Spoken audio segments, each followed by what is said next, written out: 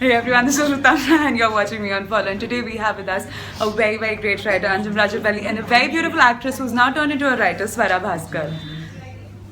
Just in case you were confused who's who. So you are turning into a scriptwriter with this thing. So what prompted you to, just write a story and write a script? Yeah, I'm trying to turn into a script writer, trying being the operative word, Anjum sir knows. I basically, frustration turned me into a writer. It's a very bad thing to say, but I was basically at a point where I was not feeling very happy with the kind of work that I was being offered. This was right after Tanwa Manu, the first, and I just decided, what the hell, I can't spend my whole life waiting for the right part to come. I just start writing a part that I want to do, and that was how this particular script, which is tentatively titled Script Split Ends, was written. And the first draft, when I wrote it, I sent it to Anjum sir, and he read it and told me that he sent me like lots of red marks were on the pages and question marks and then he also, then I did a course that he does some very, of course, I mean everyone knows that Anjum sir is probably the best screenwriting teacher that we have in India, and so he does these smaller courses, one of which I did, and then he used my script as the example of what should not be written. So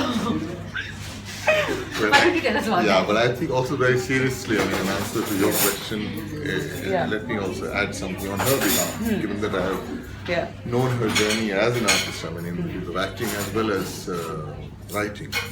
See, it's true that, cinema, like any art form, particularly a popular art form, is in one sense chronicler of time. Writers, what will they write about? They write about things which move them in our society. And so the frustration that she's talking about is not merely a professional frustration, it's also a frustration as a citizen. When you look around and you see the kind of films that are being made and viewed by people, don't seem to really have too much of a meaningful relationship with India, which is there around us. And her story emerges actually from that kind of angst, from that kind of pain, from that kind of inquiry about the human condition. The human condition as reflected in this particular case is a very interesting, a very peculiar story. But in its very peculiarity and resonances of generally, of that microcosm reflects the larger social reality. So the journey began as that, and it's not easy. It's not easy, particularly when you are a politically aware person like Swara is, because your mind sort of is overwhelmed with this reality, and then you need to at some stage keep it aside and concentrate merely on the personal aspects of the story. So that's how the journey has been. The awareness of the situation, of the scenario, of the character is impeccable. She knows that. And yet the fact is that one has to try and stick to it and allow the personal to become political rather than the other way. The politics has to remain in her. The story has to be reflected in a personal way, so that when it reaches the people, it translates into the political, which is where she had to be, not just guided but strictly controlled. Because we all know Swara, she's famous for her open letters, and, challenging every injustice. She's going to go to jail soon now. So we might continue writing. I'll mentor her in jail. How will you be writing some open letters then? I will also. We'll come visit you and then. So this year the theme is about gender. So you're talking about gender stereotypes? No, not gender.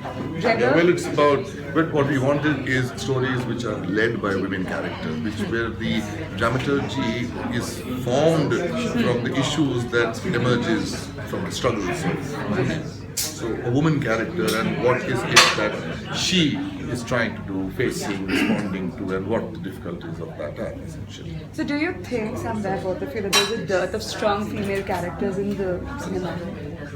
Hindi cinema to be specific. I think it's changing. But I think that definitely, I think that there has been some pretty, even in early cinema, there's been Mother India, I know everyone holds that up as a and a Sujata and a Bandini. I mean, I think Bandini is a fantastic, very interesting, complicated kind of a character, very unusual for that kind of time. I think that Tisri Kasam, Guide, Rosie's character, Mughal Azam. I mean, I mean, it's not like there have not been, but I think that in the past, I would say like 2 to 5 years, I think that we are seeing in current cinema like a kind of a change in terms of, not the typical good girl in love, that angelic kind of person. You're seeing very, more real characters, more complicated female characters, and I think that the good thing is that those films, some of them are making money at the box office, because unfortunately at the end of the day, this is an industry where what makes money is seen as,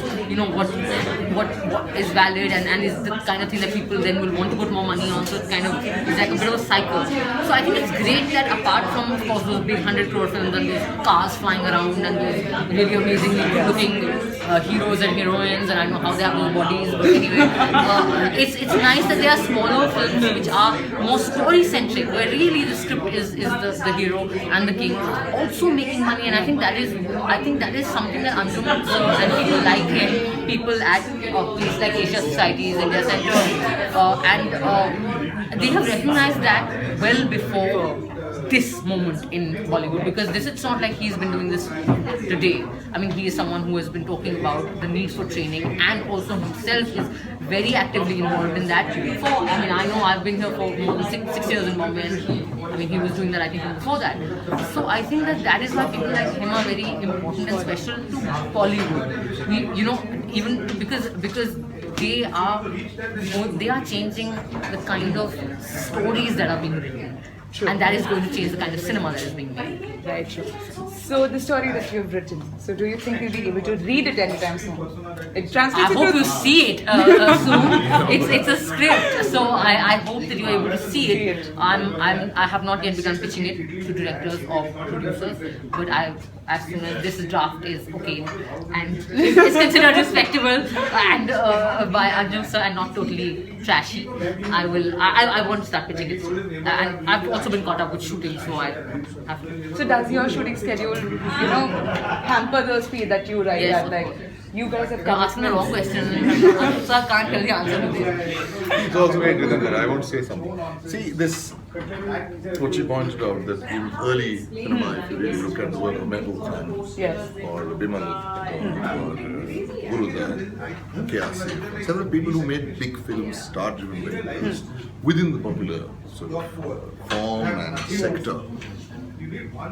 Regardless of whether the central character was a woman or not, like in the case of Bandini, Sujata, Seema, etc., or it was maybe the man was the protagonist, but yet the women characters had their own individuality, that the writer and the director, filmmaker were able to see the point of view of the female characters. This at some stage we began losing out, and it's quite striking, it's quite extraordinary, because if you really look at our traditional narratives, and even if you look at the Mahabharata and the Draupadi character being able to handle 5 men, you humiliate her, there is a war which takes place, and she never lets you forget that this war is taking place because of the injustice which was meted out to a woman.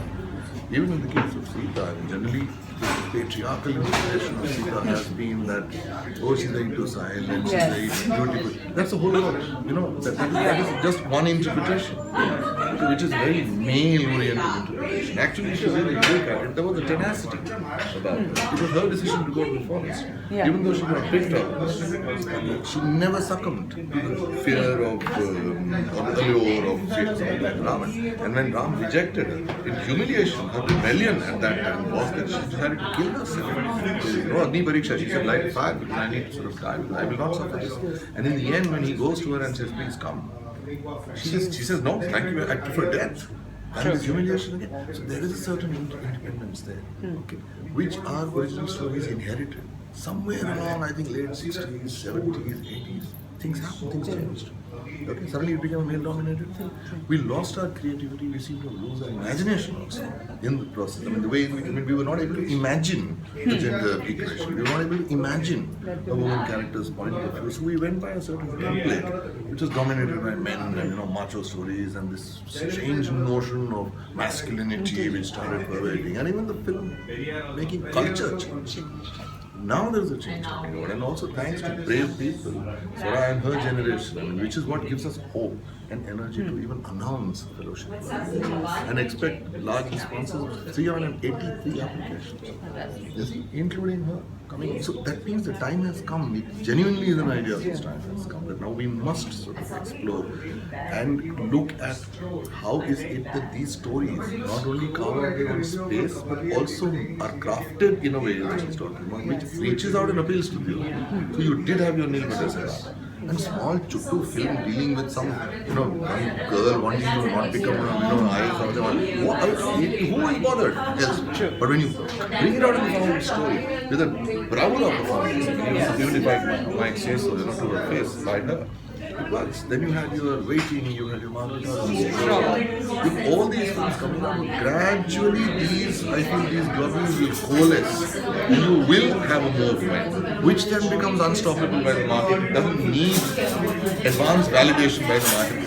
चलती नहीं है, अरे भाड़ में गया तुम्हारा, चलती है. Okay, so this has to exist. So she has to stick to that. I mean, you look at this.